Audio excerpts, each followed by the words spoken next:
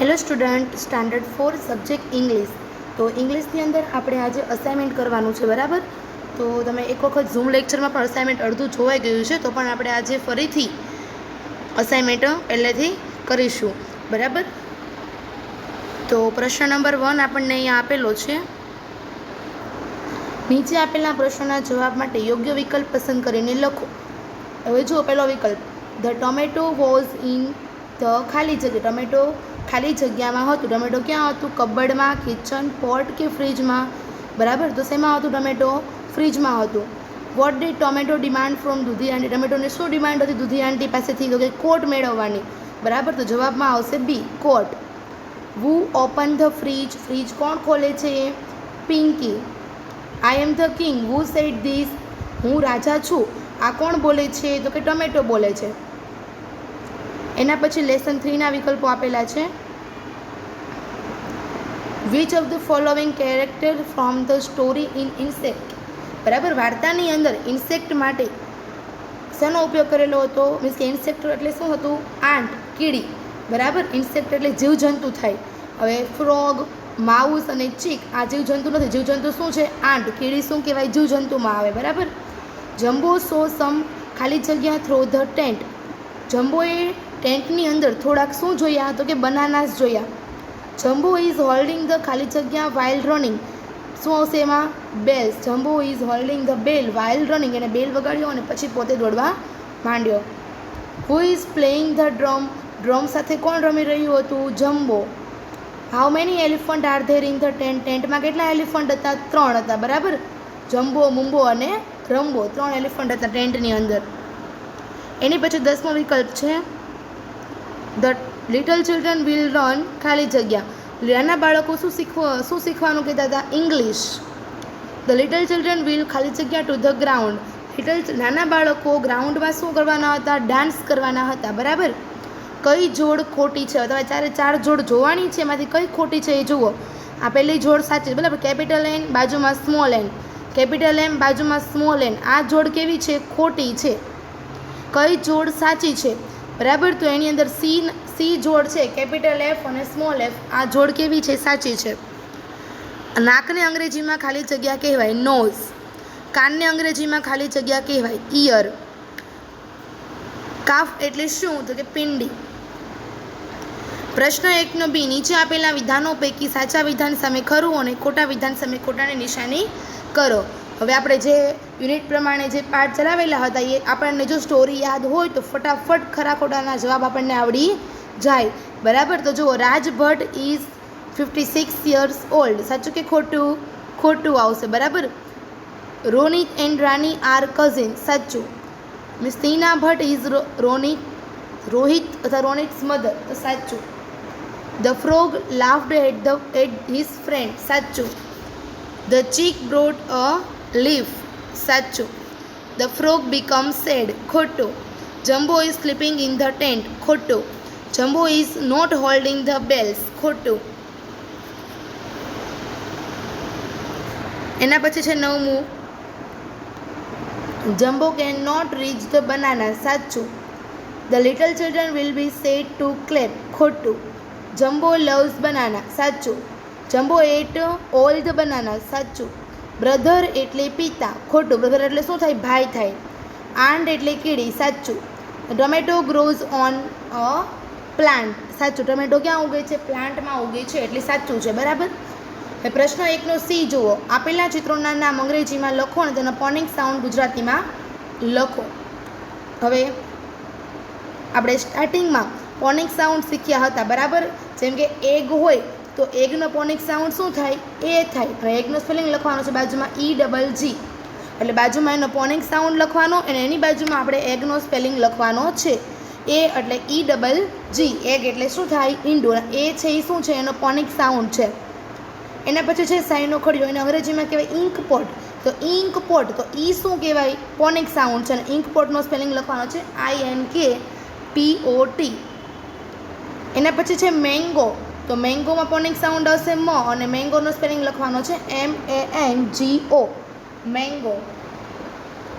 એના પછી છે અંકલ. બરાબર, તો અંકલનો ફોનિક સાઉન્ડમાં શું આવશે? અંકલ. તો આવે. બરાબર, અને UNCLE અંકલ. એના પછી છે વોચ, તો વોચમાં શું આવશે? વ, અને વોચનો સ્પેલિંગ લખવાનો WATCH, વોચ. પછી છે મરઘી, તો મરઘીમાં પોનિંગ સાઉન્ડ, મરઘી એટલે શું થાય? હેન, તો હેનનો હ આવશે. બરાબર, તો HEN, હેન એટલે મરઘી. એના પછી છે લોગ, લોગ એટલે કે લાકડું, તો લોગ, તો શું આવશે પોનિંગ સાઉન્ડમાં? લ, અને LOG એનો સ્પેલિંગ છે. બરાબર, પછી પિનમાં PIN, અને પોનિક સાઉન્ડમાં આવશે પ. પછી વાંસ, VASE, અને ઝીરોમાં આવશે ઝ, અને ZERO, અને ઝીરોનો સ્પેલિંગ. બરાબર છે. હવે છે પ્રશ્ન 2 અ. પ્રશ્ન 2 અ, નીચે આપેલી ક્રિયાઓને અંગ્રેજીમાં લખો. બરાબર, હવે તમારે આ ક્રિયા તમારે નોટબુકની અંદર લખવાની છે, કારણ કે એમાં જગ્યા આપેલી નથી. એટલે જો અંગ્રેજીમાં લખો એનો મતલબ કે આપણે સ્પેલિંગ લખવાના છે, ઉચ્ચાર લખવાનો નથી. એમ લખેલું હોય સૂચનાની અંદર કે તમે લોકો ઉચ્ચાર લખો, તો આપણે ઉચ્ચાર લખવાનો છે, પરંતુ એમ લખેલું હોય કે અંગ્રેજીમાં લખો એટલે અંગ્રેજીમાં એનો સ્પેલિંગ જ લખવાનો છે. અંગ્રેજીમાં ઉચ્ચાર લખશો એક્ઝામની અંદર તો હું ખોટું જ આપવાની છું. બરાબર, એટલા માટે ક્રિયાઓને અંગ્રેજીમાં લખો એટલે આપણે સ્પેલિંગમાં જ લખવાનું છે. બરાબર, આ વાતની બધા વિદ્યાર્થીઓ ખાસ નોંધ લેશો, કારણ કે ઘણી વખત તમે લોકો ઉચ્ચાર લખી નાખો છો પણ સ્પેલિંગ લખવાના હોય. સૂચના બરાબર વાંચવાની અને પછી જ આપણે એના જવાબ લખવાના છે એક્ઝામની અંદર. બરાબર, નીચે આપેલી ક્રિયાઓને અંગ્રેજીમાં લખો એટલે અંગ્રેજીમાં સ્પેલિંગ લખવાના છે. સૂચનામાં એવું લખેલું હોત કે નીચે આપેલી ક્રિયાઓના ફક્ત ઉચ્ચાર લખો તો આપણે ઉચ્ચાર લખવા પડે. બરાબર, પરંતુ અહીંયા તો અંગ્રેજીમાં લખો એટલે કે સ્પેલિંગ લખવાના છે. બરાબર, તો ચલો, એક પગે કૂદવું એટલે શું થાય? હોપ, તો હોપનો સ્પેલિંગ લખવાનો HOP, હોપ. દોરડું કૂદવું એટલે થાય સ્કીપ, તો સ્કીપનો સ્પેલિંગ લખવાનો છે. પછી ઊંઘવું એટલે કે સ્લીપ, તો સ્લીપનો સ્પેલિંગ લખવાનો છે. બરાબર, તો આ પ્રશ્ન 2 અ તમારે લોકોને જાતે કરવાનો છે, અને તમારી નોટબુકની અંદર આ પ્રશ્ન લખવાનો રહેશે. બરાબર, આ બધું ક્રિયાઓના નામ મેં કરાવેલા જ છે, જે તમારે જાતે લખવાનું રહેશે. પ્રશ્ન 2 બ, ચિત્ર જોઈને ક્રિયાઓનું નામ અંગ્રેજીમાં લખો. ચિત્ર જોવાનું છે ને આપેલી ક્રિયાઓને અંગ્રેજીમાં લખવાની છે. આમાં પણ જુઓ સૂચનામાં લખેલું છે અંગ્રેજીમાં લખો એટલે અંગ્રેજીમાં સ્પેલિંગ જ લખવાના છે, ઉચ્ચાર લખવાના નથી. પહેલા ચિત્રમાં જુઓ છોકરો દોડે છે એટલે શું આવશે? રન. બીજામાં જુઓ ખાય છે એટલે શું આવે? ઈટ, તો ઈટનો સ્પેલિંગ લખવાનો છે. પછી વાંચે છે તો રીડ. પછી લાત મારવી એટલે કે કિક. પછી રડે છે એટલે કે ક્રાય. ચાલે છે એટલે વોક. પછી લખે છે એટલે રાઇટ. ધક્કો મારવો, ધક્કો મારે છે ને ડોરને એટલે શું આવશે? પુશ આવશે. એના પછી સ્માઇલ કરે છે તો સ્માઇલ લખવાનું છે. પછી ડોર ક્લોઝ કરે છે તો ક્લોઝ લખવાનું છે. પછી ફોનમાં વાતચીત કરે છે, વાતચીત કરવી એટલે કે ટોક. એના પછી રસોઈ બનાવે છે એટલે કે કુક. બરાબર, તો આ રીતે તમારા લોકોને ક્રિયાઓને અંગ્રેજીમાં લખવાની છે. હવે પ્રશ્ન 2 નો સી, INGનો ઉપયોગ કરીને ખાલી જગ્યા પૂરો. તો વિશ્વા ઇઝ ખાલી જગ્યા NSA. વિશ્વા અને કાઉન્સમાં આપેલું છે વ્રાઇટ, તો વ્રાઇટ છે શું છે? ક્રિયા છે, તો ક્રિયાની પાછળ ING લગાડવાનું છે. બરાબર, પણ જો ક્રિયાની પાછળ છેલ્લો અક્ષર ઈ આવતો હોય, શું આવતો હોય? ઈ. જુઓ વ્રાઇટના સ્પેલિંગની અંદર WRITE, તો ઈને કાઢી નાખવાનો અને ઈને કાઢીને પાછળ આપણે ING લગાડી દેવાનું, રાઇટિંગ. જે સ્પેલિંગમાં પાછળ ઈ આવતો હોય તો ઈને કાઢીને આ પાછળ શું લગાડી દેવાનું? ING. બરાબર, બધી ક્રિયાઓમાં પાછળ ઈ આવતો નથી, પણ જે ક્રિયાઓની પાછળ એક્શન વર્ડની પાછળ ઈ આવતો હોય તો ઈને કાઢીને આપણે પાછળ ING લગાડવાનું છે, એટલે થશે રાઇટિંગ. શું થશે? રાઇટિંગ. યુગ ઇઝ ખાલી જગ્યા સ્ટોરી બુક, તો રીડિંગ. રીડનું શું થાય? રીડિંગ. કાઉન્સમાં આપણને ક્રિયા આપેલી જ છે, આપણે ખાલી પાછળ ING લગાડીને ખાલી જગ્યા પૂરવાની છે. ધ ડોગ ઇઝ ખાલી જગ્યા on the mat, sleeping. He is ખાલી જગ્યા બોલ, થ્રોઈંગ. મોહન ઇઝ ખાલી જગ્યા ક્રિકેટ, તો પ્લેઇંગ. બરાબર, એટલે ક્રિયાની પાછળ ING લગાડીને આપણે ખાલી જગ્યા પૂર્ણ કરવાની છે. એના પછી જુઓ ખાલી જગ્યા પૂરો. આઈ હેવ ખાલી જગ્યા ફિંગર્સ 10 કે 9, મારી પાસે ખાલી જગ્યા આંગળીઓ છે. કેટલી આંગળીઓ હોય આપણી પાસે? 10 આંગળીઓ હોય ને, તો ખાલી જગ્યામાં આવશે 10. એના પછી છે આઈ સી વિથ માય ખાલી જગ્યા, હું ખાલી જગ્યા વળી જોઈ શકું છું, તો આઈઝ. આઈ હેવ અ 2 ખાલી જગ્યા નોઝ કે નીઝ, તો નીઝ આવશે. આઈ હેવ ખાલી જગ્યા ઓન માય ફિંગર્સ, મારા નખ ઉપર ખાલી જગ્યા છે. શું હોય નખની ઉપર, આંગળીઓ ઉપર શું હોય, સોરી, નેલ્સ.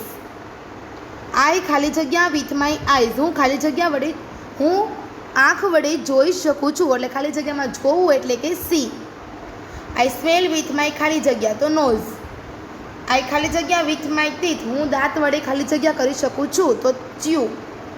આઈ ખાલી જગ્યા with my legs walk. I kick with my ખાલી જગ્યા ફૂટ. આઈ હેવ ખાલી જગ્યા લેગ્સ 2 legs, બરાબર. મારી પાસે કેટલા પગ હોય, આપણે 2 પગ હોય. આઈ હેવ કાવ has, sorry, the cow has ખાલી જગ્યા ઓન્સ, ગાયને કેટલા શિંગડા હોય, 2 એટલે 2.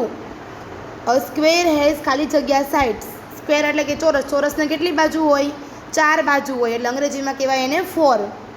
અ ટ્રાયેંગલ હેઝ ખાલી જગ્યા સાઇડ્સ, ટ્રાયેંગલ ત્રિકોણ, ત્રિકોણને કેટલી બાજુ હોય, 3 એટલે ખાલી જગ્યામાં આવશે 3.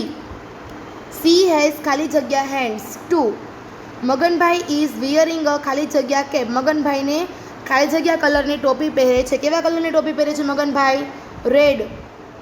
ધ બોયઝ ખાલી જગ્યા is blue and white cap, છોકરાઓ પાસે બ્લુ અને વ્હાઇટ કલરનું શું હતું, કેપ હતી. The bananas are yellow. The tomato is fat like a ખાલી જગ્યા કોટ, ખાલી જગ્યા is very nice for tomato sunshine, sunshine tomato માટે ખૂબ જ સરસ છે. Tomato got a coat of ખાલી જગ્યા સનસાઇન, વાર્મ સનસાઇન. 21મું, રોનિત ઇઝ મિસ્ટર રવીશ ભટ્ટ ખાલી જગ્યા, રોનિત મિસ્ટર રવિને શું હતા, પુત્ર હતા, એટલે સન, પુત્ર એટલે શું થાય, સન. ખાલી જગ્યા ઇઝ એન એન્જિનિયર, એન્જિનિયર કોણ હતું, ટીના.